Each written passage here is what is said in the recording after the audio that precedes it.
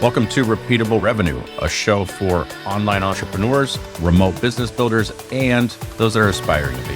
I'm your host, Ray Green, and on this podcast, I'm going to share everything that I've learned and am learning about building my online business from a remote Mexican beach.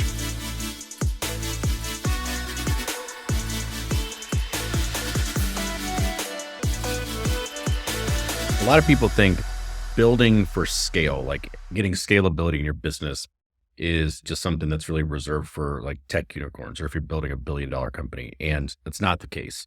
Building for scale and getting some scalability in your business, even if it's a one-person business, is the road to also getting freedom. Like how you use the efficiency you get from scale varies depending on your goals for your business. Let's talk about that a little bit more today. We talk about scale when we're building like for aggressive growth, right? Growth in revenue, growth in your team size, growth in your offerings, growth in the ops. Like your building for scale is usually associated with growth. So a lot of service-based businesses or solopreneurs ignore this concept of scale. I have a small one-person business. I don't need to focus on making it scalable or making certain parts of my business scalable.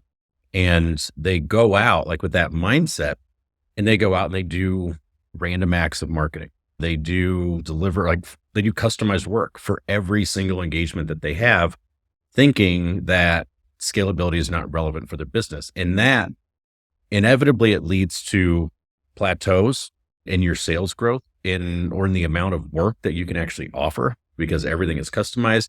Leads to a lot of burnout, especially with small businesses and solopreneurs, because you're trying to overcome these plateaus that you hit with just like sheer will. I'm going to outwork this.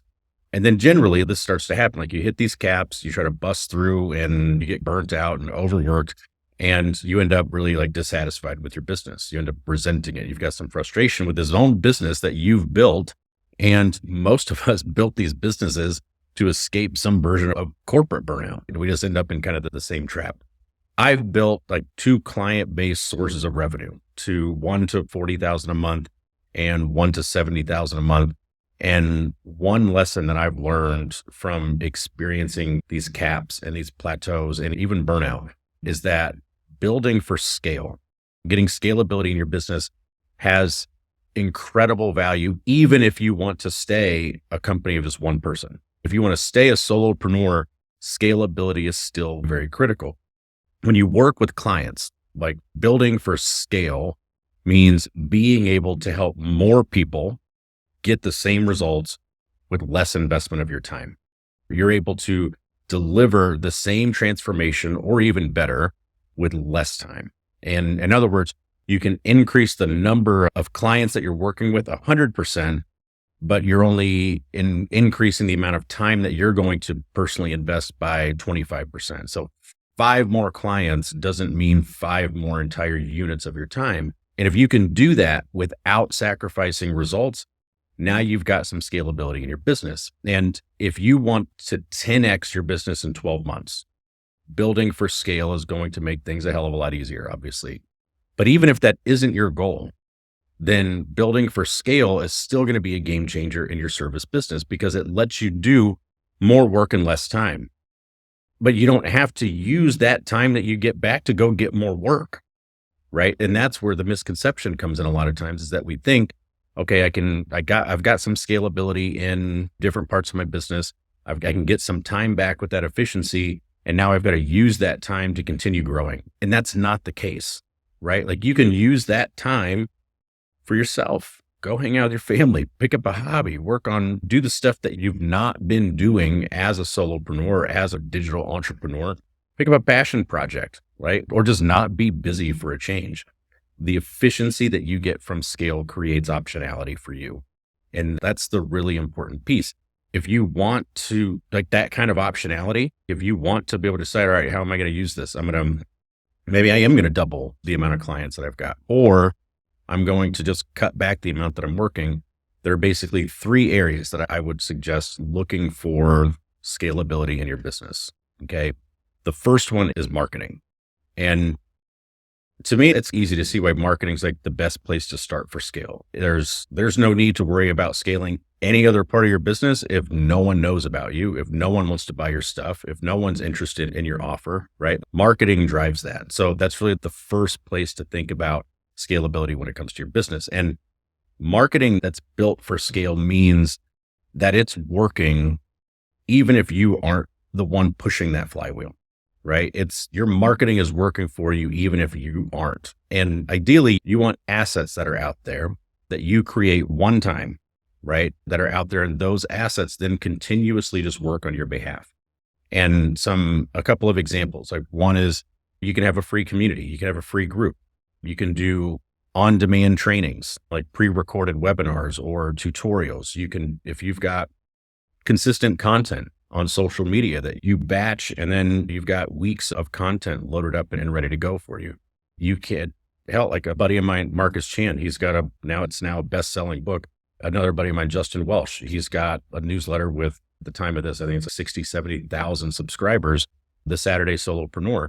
That is one thing he's going to write it one time. He's going to send it out there. He's going to post it to the website. Now it's working for him. And that's how you start to get some scalability in your business, by intentionally creating these assets and then placing them like in front of your audience and having them do work for you. I've given you a handful. There are thousands of ways to do this. Like you can create scalable marketing systems, and there's no one size fits all for everyone, but just about all of them are going to be high leverage on your time, meaning one to many. Meaning instead of one-to-one type of marketing services like referrals, word of mouth, things like that, like a one-to-many message is something that can be delivered and at scale. And if you get the right asset, delivered asynchronously, meaning you aren't the one, like you don't have to be there to do it. And those are a couple ways that you can think about getting some scalability in your marketing. And I'll put a link in below because I've got some more content on, all right, what do you need to do to have a marketing funnel? I'll put it a link and you can check that out. So marketing is one place to start. The second one is sales, right? If you're selling a high ticket type of service for a consulting offer, a coaching offer, or some type of fractional services, like it's something that's on the higher ticket side of things, there's a good chance you're having one-on-one conversations.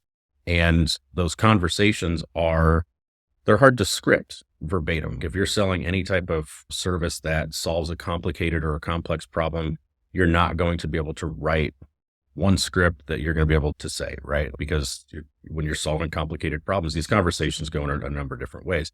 But that's why like building, like I say, that sales that scales is different than marketing, right? It doesn't have to be just one to many, and it doesn't have to be done asynchronously.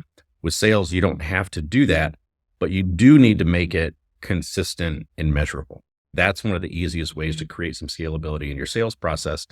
And like a consultative sales process, like one where you're doing some discovery, you're doing a diagnostic process, starts to get scalable when one, you can teach someone else to execute it. And two, when you can accurately measure whether it's working. And three, when you can identify where you need to improve, like a system, and that's why the foundation of a scalable sales process is having a playbook, having a talk track, a guide, a framework that describes how you approach the sales conversation, what you're going to say, how you're going to move prospects through your process.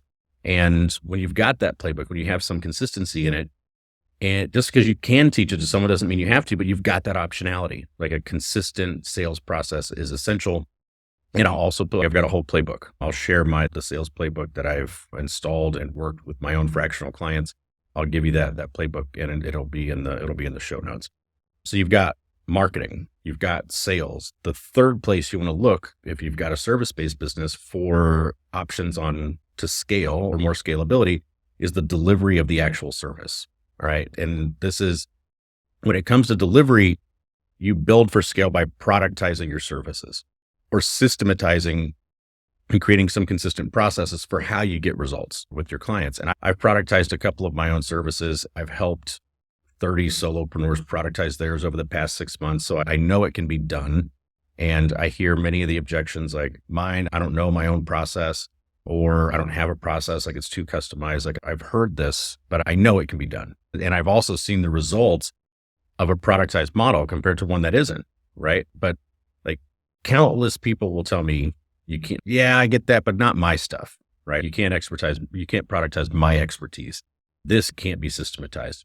But here's the thing, like when you productize your services, you don't have to create, that doesn't mean creating a paint by numbers template for you to do the work, right? Like you can start with creating a framework and a process that allows you to do better work faster, more consistently, right? And by productizing your services, they also get easier to explain. They get easier to market. They get easier to sell because there's more consistency. It's a lot easier to market and sell a productized service that has some boundaries, that has some deliverables, some clarity around it than it is, hey, I'm Ray, a smart sales and marketing guy. I can solve a lot of different problems. What kind of problems do you have? That's tough to market.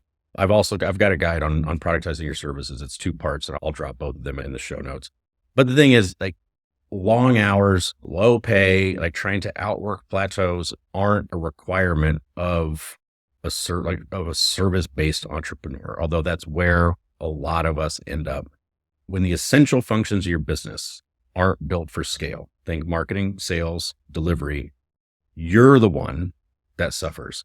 Right? The longer hours than are really necessary, oftentimes lower pay than what you can otherwise earn because there's no ability to take on more clients without crushing your schedule, and generally less satisfaction with your business or the stream of income that you've created for yourself. And when you do build for scale, you give yourself options, and optionality is freedom. And freedom is one of at least with the people I talk to, one of the driving forces for building the businesses that we're building. Right now, one last thing on this, don't get stuck trying to scale all this stuff, trying to scale your tech and CRM and all the systems and stuff like that before you have product market fit. A lot of people do that. Like they take this message and they go, okay, everything has to be completely scalable. So they go into their tech and they say, okay, I can't work on a spreadsheet. I can't use this. I've got to have this like really big infrastructure.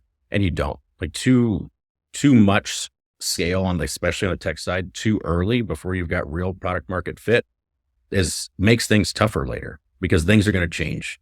And you're going to, as you scale your marketing and your demand generation and make your process more consistent, deliver great work, those are the things you want to focus on first, but don't sweat a lot of the systems in tech and stuff before you've got product market fit. There's too much you've got to iterate. So I hope that's helpful. I'm speaking from experience, my own, like hitting these plateaus and working with, like I said, dozens of other entrepreneurs that are going through this process themselves, and truly hope that it helps offer some perspective on why to scale and then some places to really start and how to get started. Cool. Adios.